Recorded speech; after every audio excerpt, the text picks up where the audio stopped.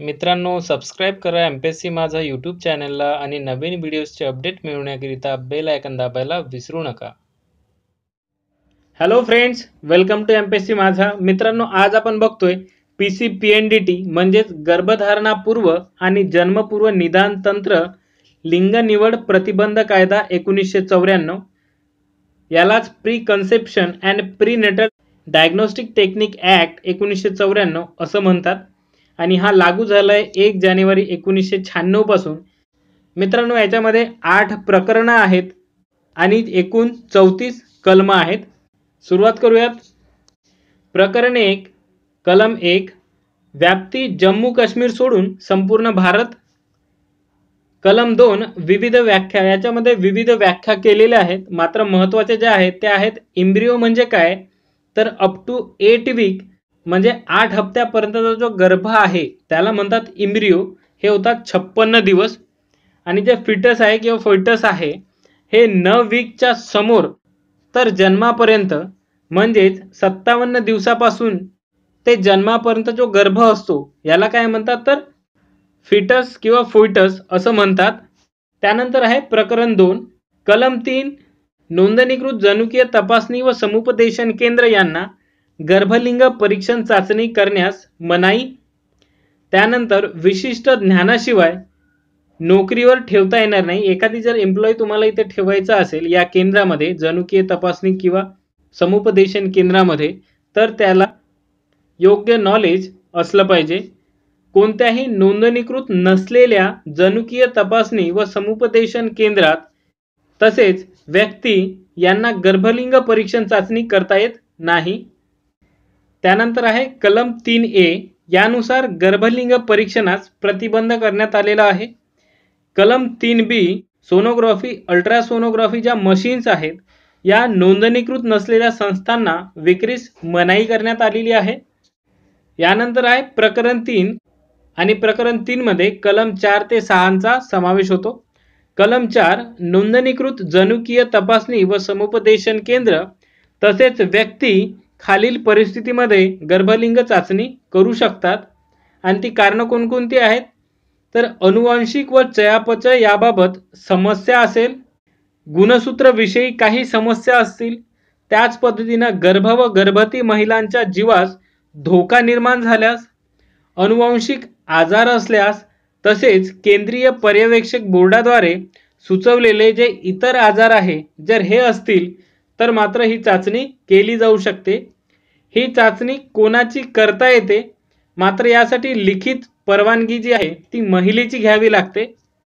35 वर्षापेक्षा जास्त वय असलेली महिला जिचे 2 किंवा अधिक गर्भपात झालेले आहेत, तसेच त्या गर्भवतीस काही समस्या आहेत किंवा गर्भवती किंवा जो तिचा पती आहे यांना काही जनुकीय आजार जर असेल तर ही चाचणी केली जाऊ शकते.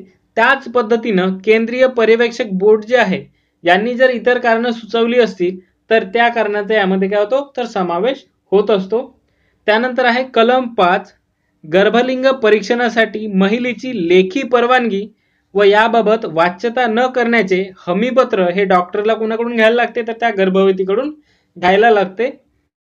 त्यानंतर आहे कलम 6, जर वरील कारण नसतील तर गर्भलिंग निदान चाचणीस जनुकीय समुपदेशक व तपासणी केंद्र डॉक्टर इतर व्यक्तींना ही चाचणी करण्यास प्रतिबंध करण्यात आलेला आहे. ठीक आहे. त्यानंतर आहे प्रकरण 4 आणि यामध्ये आहे केंद्रीय पर्यवेक्षक बोर्ड. कलम 7 ते 16A पर्यंत याची व्याप्ती आहे आणि आपल्याला जे महत्त्वाचं आहे तेच आपण यामधलं निवडलेलं आहे. कलम 7 मध्ये याची रचना दिलेली आहे. तर पदसिद्ध अध्यक्ष कोण असतो, तर केंद्रीय कुटुंब कल्याण मंत्री जो आहे हा काय असतो, तर पदसिद्ध अध्यक्ष असतो.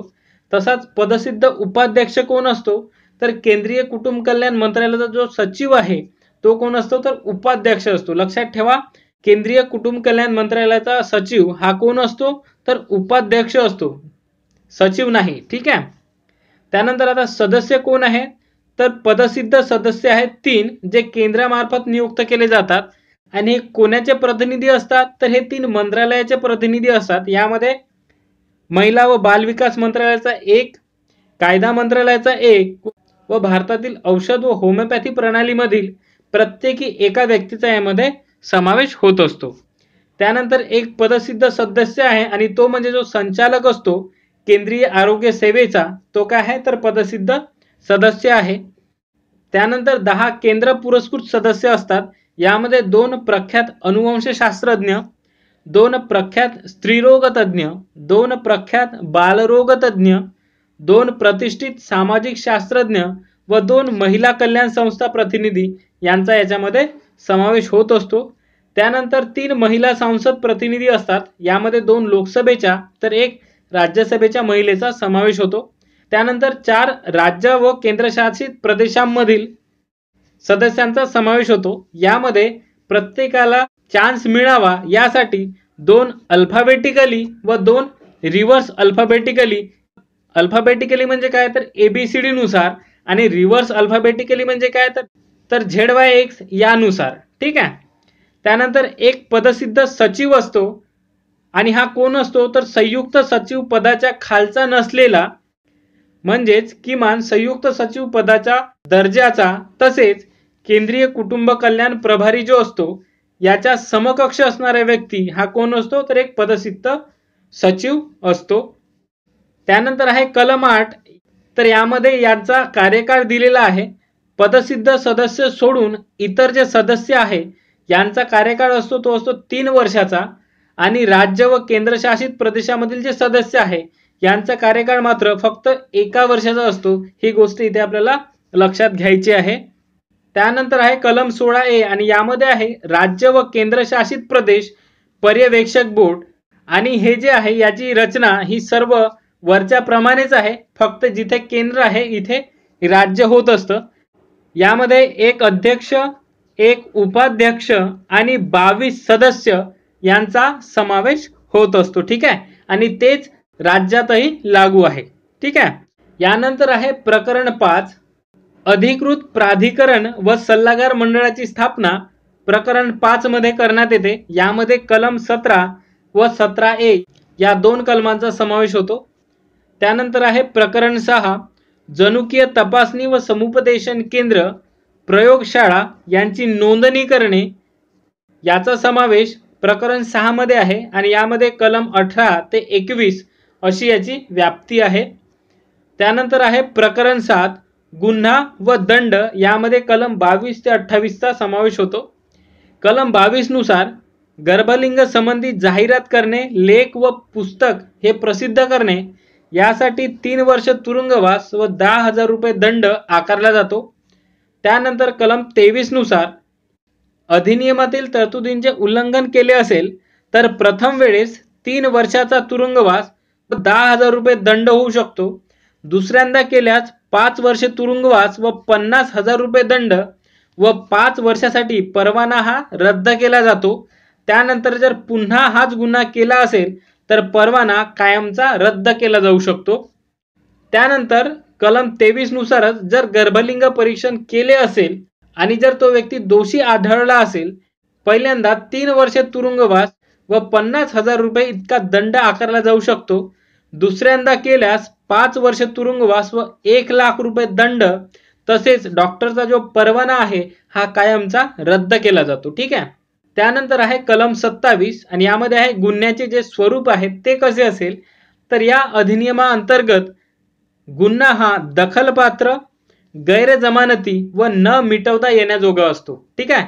हे महत्त्वाचं आहे, हे लक्षात ठेवा। यानंतर आहे प्रकरण 8 आणि यामध्ये संकीर्ण ज्या आहेत, ज्या गोष्टी आहेत त्या दिलेल्या आहेत आणि यामध्ये आपल्या परीक्षेच्या दृष्टिकोनाने कलम 29 महत्त्वाचा आहे आणि या अंतर्गत ज्या नोंदणीकृत संस्था आहेत यांना आपल्या 2 वर्षापर्यंतच्या सर्व नोंदी काय करायला लागतात तर सांभाळून ठेवाव्या लागतात, ठीक आहे। तर मित्रांनो, हा होता PCPndt ऍक्ट 1994। आशा करतो तुम्हाला हा व्हिडिओ आवडला असेल तर नक्कीच लाईक व शेअर करायला विसरू नका।